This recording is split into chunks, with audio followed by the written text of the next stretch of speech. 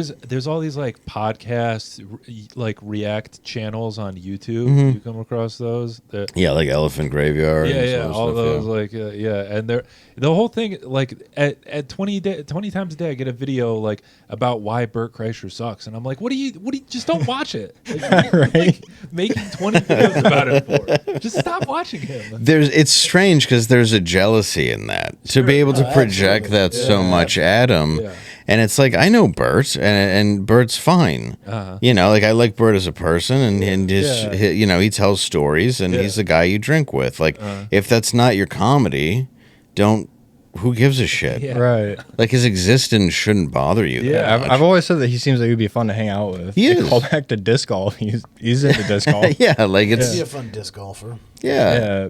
I think it's a lot of people see, because I see that in the Rogan-Sphere, and I get along with most of those people are very cool and very nice, and it's just, it's like anything else. They can say it's gatekeeping or, you know, it's difficult to get into, but these guys also had to earn that. Like, I remember when Tony was working Hinchcliffe in the back of the store and nobody was watching his show for fucking years. Yeah. So it's like people don't see the work that's put in. They just see the final product once it breaks, and then you're an asshole. Yeah, I like discovered the show when it was like, you know, peaking, or I don't know, the peak came after, but I don't know, I discovered it when it was like, you know, in getting Austin, big. really famous. Post-COVID. But then I went back and I listened to like all the old stuff, and I literally watched it like just get better and better.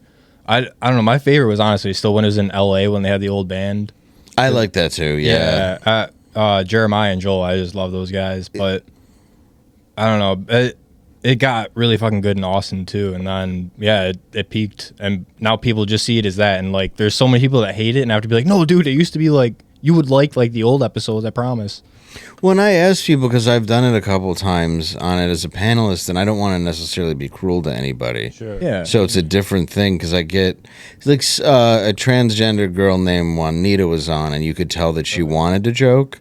So then it's fine. But you have to like I don't want to destroy someone's self-esteem, but you have to feel that. So you know, because it can go either way. By the way, I did meet her when I was in Austin, and she was mean to me. So Really? So you want to take a minute to destroy her real quick? Oh, she said to me, she said, "You're the most Jewish-looking motherfucker I've ever seen," and I was like, "I'm that not does even sound. Jewish." Well, I mean, Yeah, I don't know if that's mean.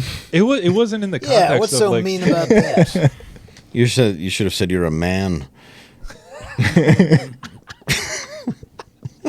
Yeah, I should have said that. You're right. I should have Time to said fly that. back to Austin. I'm not gonna lie, I honestly didn't know that it was a trans woman when I first like saw her, and I was just like, It's just that's just an ugly looking woman, you know? Yeah, I asked what way she was going, and the crowd burst out laughing, and I was like, "Is it this ugly?" Yeah. But That's a good question. Yeah, I'm sure I didn't she's a nice person. I'm sure but she was mean to me this one time, so that's why. You're just a hater. Well, she's like, my family doesn't know I'm trans, and I'm like, can they see you? Like, what is this?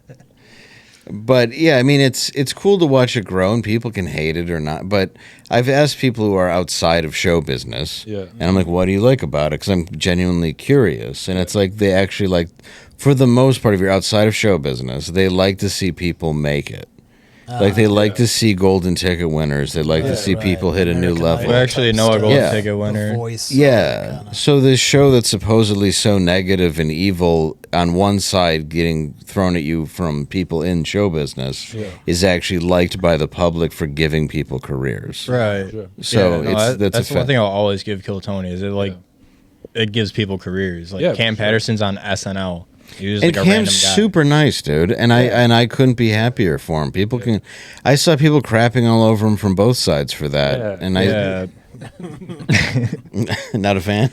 I'm not. I think he seems like a good dude. He's just not my cup of tea. He Which seems is like he'd be fine. awesome to hang out with and stuff. It's just as far as stand-up comedy, I don't know. I prefer all their styles, but No, I I get don't know. it. You'd be a fucking cool friend. I think like what you need is like Dennis Miller told me that you have to be malleable, which means you have to not be developed. And then SNL finds you. It's like what they did with Eddie Murphy. I mean, he was kind of an open micer doing Richard Pryor act. You know, so, and look at the level of talent they were able to produce out of them. So it's like you have to look at it that way, where they see something, and if they can develop that out of you, it can be something insanely good. I mean, the only problem is there's very few examples of amazing black talent that has come out of SNL compared to other shows. Right. And that's just, but I mean, Keenan was already... Yeah, for sure. You know, from a young age. Dude, that dude knows sketch better than his whole life. Sure. I mean, literally almost as long as SNL's been on, you know. And then you have Chris Rock, but I think they still underutilized him. Yeah. Chris Rock was on SNL? Yeah. Oh yeah. Oh, fuck. Yeah, in the 90s, yeah. But he was like, wasn't he like fired after 2 seasons or something? 2 or 3, yeah. But that's how he knew Adam Sandler and all those people. Tracy Morgan was great on it. Oh yeah, but you know, I could see his face, but I couldn't remember his name. Yeah, he's great. I mean, when he was the zoologist, yeah, we just, I want that bird near me. And it's just, it was always just funny. But yeah, you have to. I think that they just have to find the people, and hopefully for Cam, they figure out the right way to use them. Okay, yeah. I saw it. Yeah, he did. What's Eric Adams the other day? I thought that. Yeah, Shane was on for that. I think. Yeah. Yeah. I like Shane Gillis. What? He's my favorite comedian. Oh. Shane Gillis. Shane's very good. Yeah, he's doing big things now. Yeah. He's doing all right. He's doing Just good. all right. Well, yeah, Big SNL enough. definitely molded his career too. You know. It did in the wrong way. I was on the network with him when he Ended up working out. Yeah. got canceled and spent 2 years not working. Yeah. Not working at all? Oh, Barely, on dude. Anthony Cumia. Yeah. Okay. Yeah. Yeah, we had a show called The Fair One. Yes. And there was Shane, Tommy Pope, and then I would go on it a lot. And then Okay, yeah. Shane gave it to me once they, he said gook on a podcast, and they decided that he shouldn't have a career. Fortunately, it worked out for that guy who was a bird caller, and Shane never bounced back. Have I said gook? Well, you have. You just did. Damn it. It's in context of like he was talking about people in Chinatown ripping down buildings, but a dude who literally makes bird call sounds decided to find the clip, isolate the word, and then throw it out at the worst possible time in America. Yeah. Okay. Yeah. No, They'll get you. I know It's what you crazy mean. how there's people like digging into your old shit to find that one clip. right. Like that's the whole thing now. Yeah, because you did something that they can't do. Yeah, if we ever Right. make it, we gotta That's the scrap reason. this whole Yeah, fucking. we gotta Yeah, take, we gotta take get rid it all of the P down. Boiz. Yeah. I don't know. I mean, that's what they I don't tried know. to do with Rogan, with all the Sure. N-words, yeah, right? Tony Hinchcliffe too. Yeah, Joe is honestly the most casual, nice guy ever, and Yeah. it's amazing when people throw these labels of right and left and all this on him. It's like he's talking to a guest. That's it. Their opinions are going to come out, and he's asking them questions about it. And again, they isolate these clips, and they're like, "Oh, he's right wing. He got Trump elected. He did this." It's like none of this is true. But we have to build something up to, I don't know, just completely hate somebody, and I don't get it. Yeah. The guy doesn't need to build a club. He doesn't need to give people stage time. He doesn't have to give you a huge paycheck when you headline his room, but he does. Yeah, It's crazy. There's people coming out saying that he's so bad for comedy. Like that's a whole, it's a whole school of thought now. Yeah. yeah. It's The like he's just has comedy ever been more popular? Like globally, I don't think it ever has been. No. And it's yeah, it's just so where's this argument? I mean, not that you're making it. Like they're saying that he's bad for comedy when it's the complete opposite. Like comedy is as popular as it's ever been. Yeah, he's not bad for comedy, and I've worked with like Mark Maron before, and it's like I don't have a personal problem with him, but it's also, dude, just shut the fuck up. Like, why are your whole act is about how all it comes off as is sour grapes because WTF isn't on anymore.